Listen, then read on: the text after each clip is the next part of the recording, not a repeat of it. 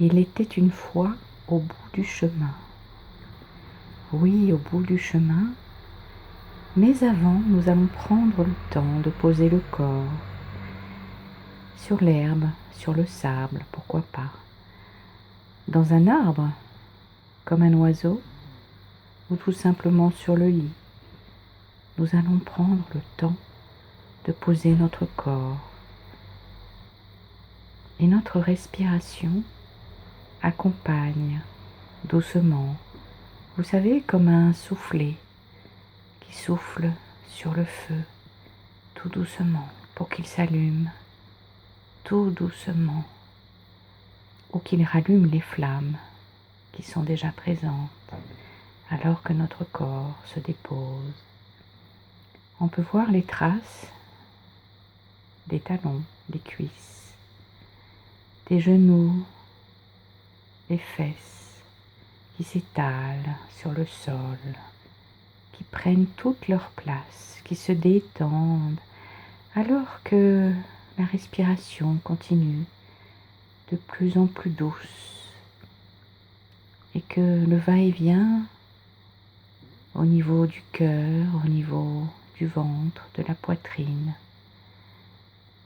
que le va-et-vient de l'air ondule comme les vagues, comme le ressac, et le corps continue à se détendre. Oui, au bout du chemin, il y a, mais avant, le corps continue à se détendre. Et si vous donniez une intention à ce voyage, car au bout du chemin, il y a, oui, c'est bien ça, les coudes, les mains se détendent, les épaules, alors que le va-et-vient de la respiration, comme un ressac, s'étire, s'allonge, et la nuque, la tête se repose. Oui, et à chaque inspiration, l'air nouveau nourrit le corps. Et à chaque expiration, vous laissez aller ce qui ne vous appartient plus. Et il était une fois un petit garçon qui voulait aller au bout du chemin. Oui, au bout du chemin. Et au chemin, il rencontra des chants, des oiseaux. Et sur son vélo, il avait la possibilité d'aller beaucoup plus loin qu'il ne le pensait. Alors, il était heureux. Il sentait la brise sur son visage, le soleil doux à travers les nuages. Oui, car aujourd'hui il y avait des nuages. Et cela ne l'empêchait pas de vouloir aller au bout du chemin. Car le principal, n'est-ce pas, c'est de se mettre en chemin. Alors sur son vélo, il longeait le canal. Ce canal qu'il connaissait si bien, avec les hirondelles, avec les joncs qui plongeaient leurs pieds dans l'eau, les hirondelles qui virevoltaient au-dessus de l'eau. Et le petit garçon faisait du vélo et roulait, roulait, roulait. Et sur ce canal, il y avait des écluses, un nombre incroyable d'écluses. Alors il vit la première écluse. Qu'y avait-il derrière la première écluse? Il y avait un champ. Il y avait une rizière à gauche. Et à droite, il y avait un champ de tournesols. Les tournesols tournaient vers le soleil. Oui, vous savez, ils ont cette capacité de tourner vers le soleil. Et tout au long de la journée, ils tournent leur tête vers le soleil. Et le petit garçon continuait. Il continuait et tout à coup, à sa grande joie, il aperçut des cigognes dans les rizières, qui avançaient à fière allure et plongeaient leur tête pour manger des vers. Et tout cela, il pouvait le voir en chemin, en faisant du vélo. Et il continuait et souriait. Et voilà la deuxième écluse. Et que voit-il derrière cette deuxième écluse? Un tas de bracadabra. Oh, c'était pas beau. Vraiment, ça donnait pas envie d'aller par là et de voir ce qu'il y avait derrière. Alors il décide de passer vite et de laisser aller, de lâcher tout ça. Ça sentait pas bon, c'était pas beau. Et il continua son chemin. Et à l'autre écluse, à sa grande joie et à son grand étonnement pendant ce temps-là, alors que le corps est de plus en plus détendu et que le voile des paupières est descendu et que la respiration est de plus en plus lente, l'enfant regarde derrière la deuxième, la troisième écluse. Et que voit-il? Le nom d'un château. Quelle n'est pas sa surprise de découvrir le long des écluses le nom d'un château, le château Grabouille. Ce château avait plein de mystères. Alors il décida de laisser son vélo bien en sécurité, dans un coin un peu caché, de monter par-dessus l'écluse et d'aller voir ce qui se passait dans le château. Alors il entendit des bruits, oui, des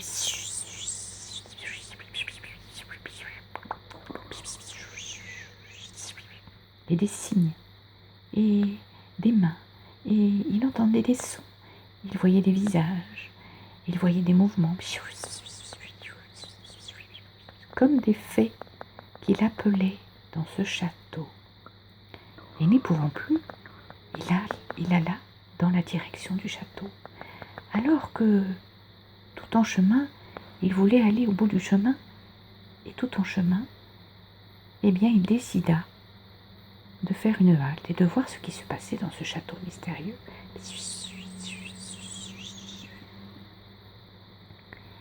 Et à pas de velours, il rentra. Et tout à coup, une belle lumière éclaira une place devant le château. Et il y avait un bel escalier, immense, majestueux.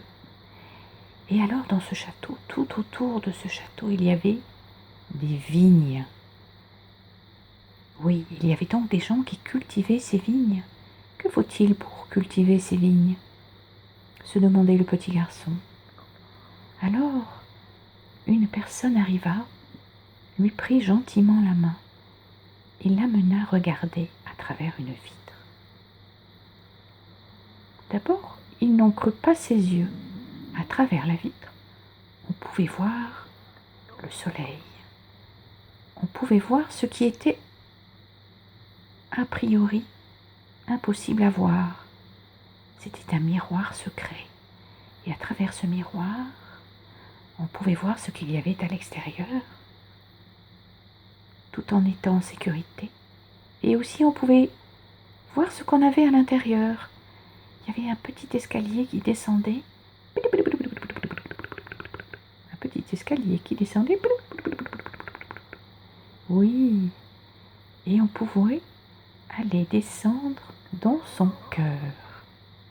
Oh, quel bruit! Cela faisait pom, pom, pom, pom, pom, pom, pom.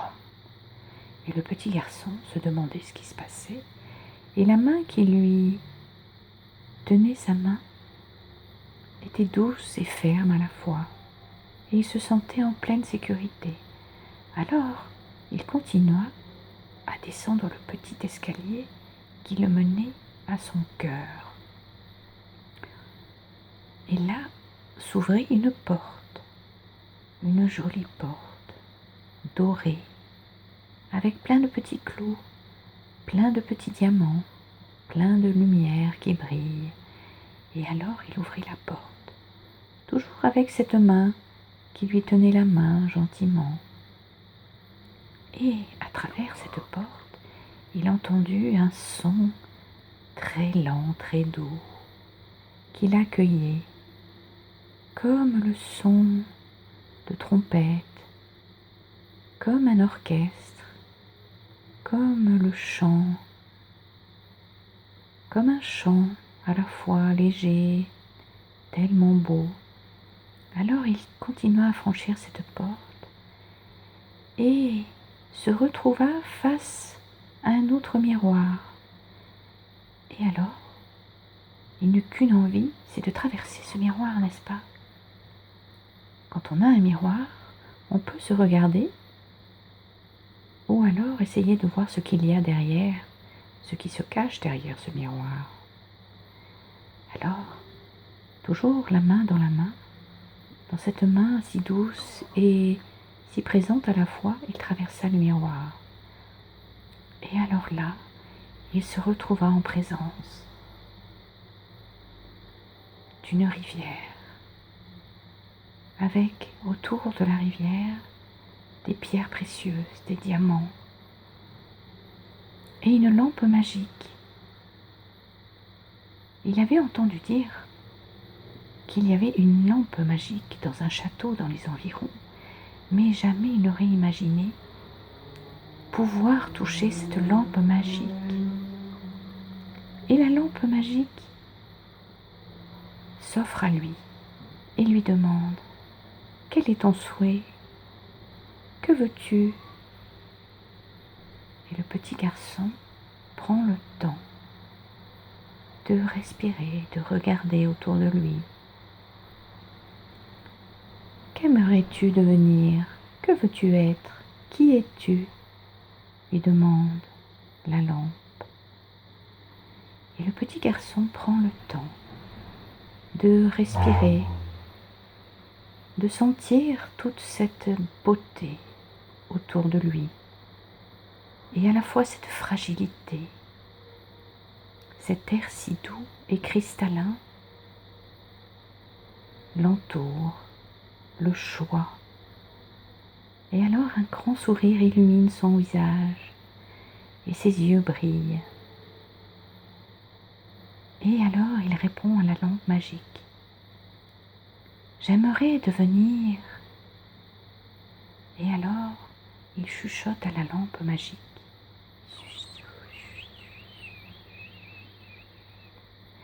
et la lampe magique éclate d'un grand rire sonore, très joyeux. Et le petit garçon est tellement joyeux, partage sa joie avec la lampe magique. Peut-être que lui seul et la lampe magique vont partager ce secret.